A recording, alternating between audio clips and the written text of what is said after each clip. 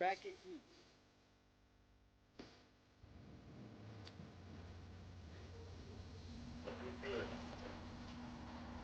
All right, all camera set. Action. 3, 2, 1, go!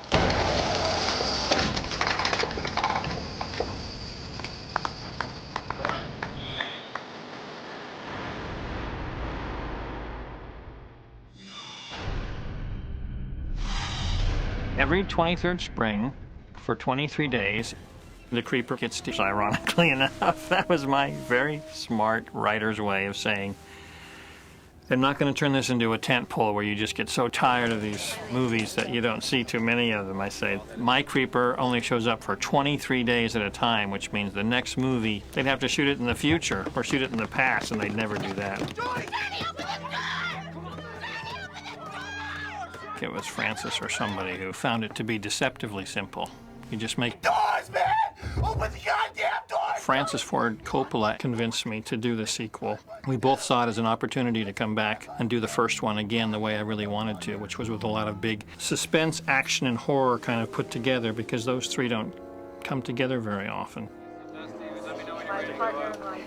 My original Jeepers script had Trish, surviving sister, going after the creeper with Giselle, the psychic, and a lot of the other characters from the first film. And the kids trapped in a bus was like a subplot that helped flesh out that story of them hunting the creeper. However, the more the story progressed, the most interesting part of the story... He tries to come from, like, old school. So it's like, you know, The Thing and, you know, the old school monster movies. So he doesn't want to do so much blood and guts. He wants to do more like fright and suspense. I don't know, Victor has like a really cool, twisted mind in the ways that he tells stories, and he's just a cool artist. I mean, even though it's a young cast. Actually, the actor who plays Izzy, Travis, we actually worked at Hamburger Hamlet together, so it was kind of cool to see him on the set. Eric Nenninger, who plays Scotty, he'd never done a feature before. He'd done a couple of seasons on Malcolm in the Middle.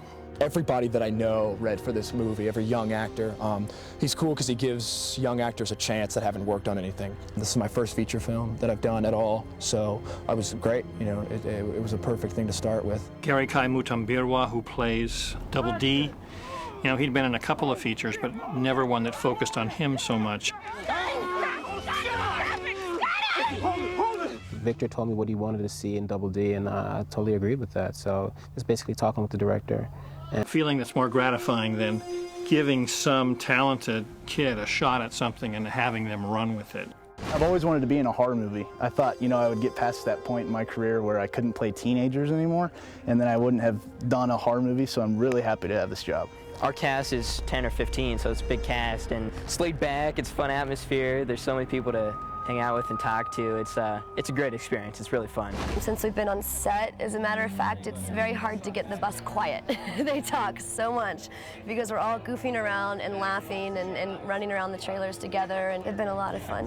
One of the reasons why I think I like taking chances on new people is that if everyone felt that way, including Francis Coppola, I wouldn't be making movies. He took a chance on somebody new, and it was me. You know, he took a chance on some kid who said, hey, I can do this. And so I try and return the favor and send that into the universe where, you know, I'm paying it forward, perhaps, you know, to give these kids their chance because I got my chance. And like I say, sometimes it just pays off beautifully.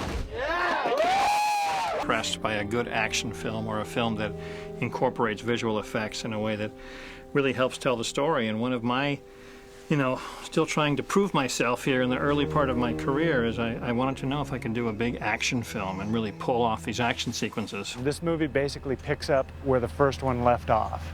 Last scene of the last movie, the creeper goes flying out a window, and that's right where we pick it up here. The creeper's airborne in nearly every scene. So there's lots of flying rigs, lots of ratchets, lots of wire work. The air. So what we've done today is a ratchet hooked to Darren Prescott, who is our creeper double. And we've given a little twist, literally.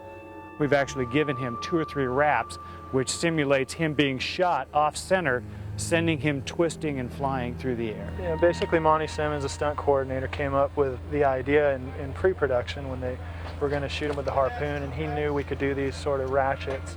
And I think he figured it would fit in really well with with the storyboards and the action they had laid out. We've done these sort of before like this, obviously not off a school bus, dressed like a creeper at night, but similar applications on other shows, so we kind of knew this was just the right tool for the job.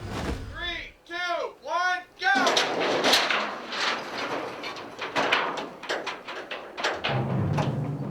You know, it's funny because when we signed the contract, we signed to do our own stunts. So I'm thinking, wow, I'm gonna have to be ratcheted like 50 feet in the air. You know, I was really thinking I had to do like all this crazy stuff, but not really. I mean, we lay on the ground sometimes and this and that, but the professional stuff, the ratchets and people getting jerked off their feet, we would just die. We'd get killed doing that stuff.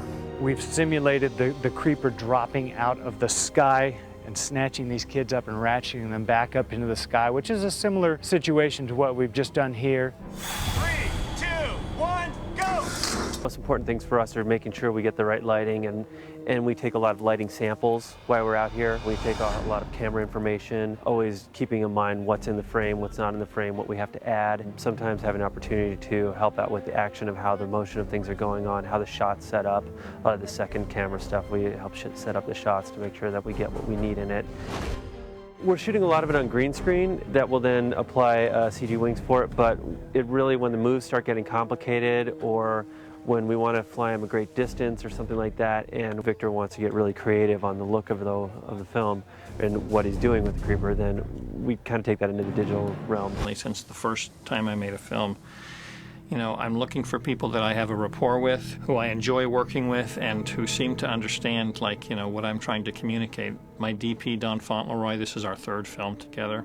You don't get this opportunity to light up 3/4 of a mile of road at night and a half a mile across. And this is twice in my career since being a cinematographer, both times with Victor, both times on Jeepers. So it's worked out really well. It's fun. The lights that we were talking about are the Dinos that are up on the condors over here.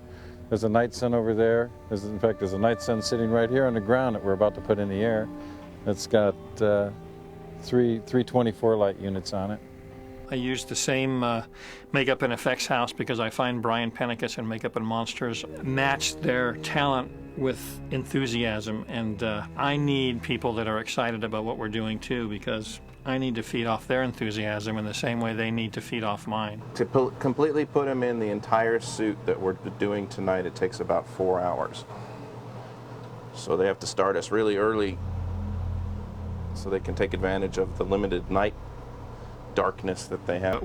We really need to come together as one planet and one people if we're going to get through the real nightmares of the world.